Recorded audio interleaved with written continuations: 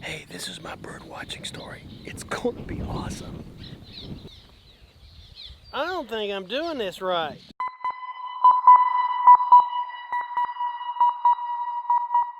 When I was in junior high in Athens, West Virginia, my 6th grade science teacher was named Mrs. Russell. Mrs. Russell probably figured out that I was kind of a bright kid and absolutely bored with the curriculum of the West Virginia school system. She asked my parents if it was okay if she took me on a bird watching outing with the Bibby Bird Club.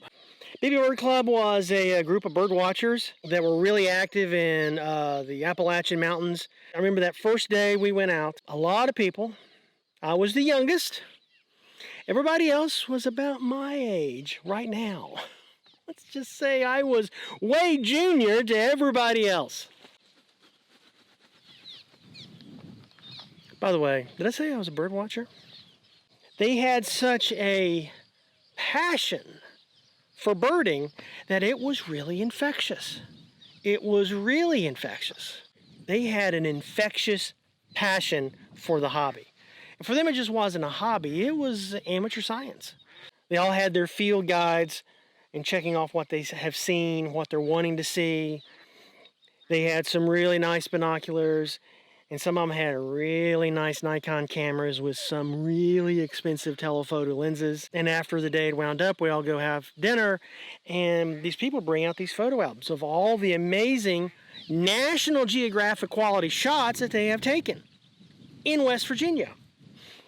And I didn't have an appreciation of the stunning beauty of these birds until that day. Their infectious passion turned into my passion. I remember the first time out we went out, I think it was a bird census maybe. Saw a lot of orioles, you know, the things you already see, you know, like blue jays and cardinals and orioles. But when I really looked, I saw things I'd never seen before. Like I remember the first time I saw a scarlet tanager. Now, as Mrs. Russell explained to me, been here for they're indigenous to the Appalachian. You know, yes, Stormy, it's been here a while, you just weren't paying attention. And I started paying attention. And that's one of the key skills you have to learn in bird watching is paying attention. Now, all these birds I've probably seen a million times before, but I never recognized them. I wasn't paying attention. It was just a bird flying around. And then I started paying attention. And I was slack-jawed with all the things that I saw. Absolutely slack-jawed. No idea that so many species of birds were living just right around me in my backyard. So I got a copy of the Audubon Society Field Guide for Eastern Birds and started looking at it. I think I've seen this. Yeah, I've seen this one, and I've seen this one. Oh, I don't think I've seen this as a seagull. I don't think in seagulls, there's no beach birds or shore birds really in West Virginia. You see a lot of ducks, you see waterfowl, but you're not really seeing pelicans in West Virginia. I'm just saying. So I became a bird watcher. I started paying attention. I started keeping field notes. I started participating in the Cornell University Ornithology Department's annual bird count.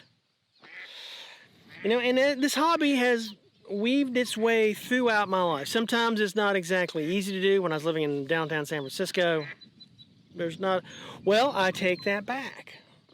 When I was living in San Francisco, there was a lot of bird watching opportunities because there was wild parrots all over the Embarcadero.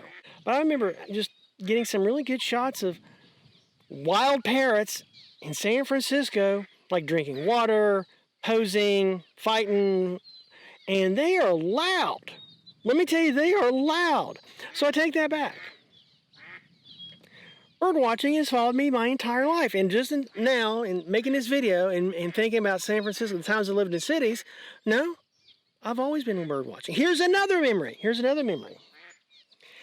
Living in San Francisco, I was living in Japantown. Looking over, there was this hawk just flying by and snatched, I don't even know where he snatched it from, but a squirrel took it up to the top of the Japan Center and ate it. So I have to take all that back. Yeah, I've been bird watching my entire life. Even when I've lived in really, really dense cities, there's always birds. They're everywhere. And I guess the reason I remember the hawk and the parrots, because I was paying attention. Maybe that's the lesson. Maybe that's the lesson here today. I was paying attention. I don't want to say I'm a really big nerd for bird watching, but I carry this in my car. It's a spotting scope. I have carried this spotting scope in my car since approximately 1986. I just keep it in my car, and whenever stop someplace, I'll get out. What is that bird? Oh, that's a whatever, and it's sitting. Yeah, that's a female, and I think it blah blah blah. Now, don't do it while I'm driving. I don't do it while I'm driving. Pinky swears. But I've got this spotting scope, and I'll just look at birds, as I'm parked my car, or like if I'm out camping and I forget my binoculars. This is always there. But these days, when someone asks, Stormy, why you got a spotting scope in your car? Sometimes I don't want to admit exactly how big of a nerd I am. So I'll say, like, when I'm in the drive-thru and I can't see the menu, I get this out so I can read it, because, I'm getting old. And they buy it every time, but let me tell you, that's an absolute lie. It's a lie. I can see the drive-through sign fine, but I might not be able to see the finch. Might not have enough definition to see if is it a crow or a raven. And I might not have enough definition. What species of wren is that? I just don't know. Hence the spotting scope. But I deny that I'm a nerd. Actually, no, I'm a nerd. I'm standing here surrounded by birds chirping all over, making a video on why I'm a bird watcher.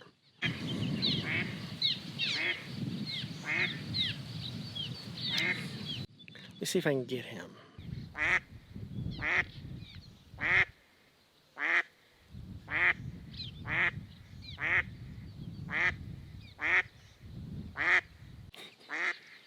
So, Mrs. Russell, I blame you. All of this is your fault. The nerdiness, the spotting scope that I have to lie about, and all you people in the Bibby Bird Club, thank you for lighting my brain on fire. And that's it from here in the swamp. If you like this video, give it a thumbs up, and please subscribe to the channel. And until next time, I'll be your lab partner. Take care. See you. Bye.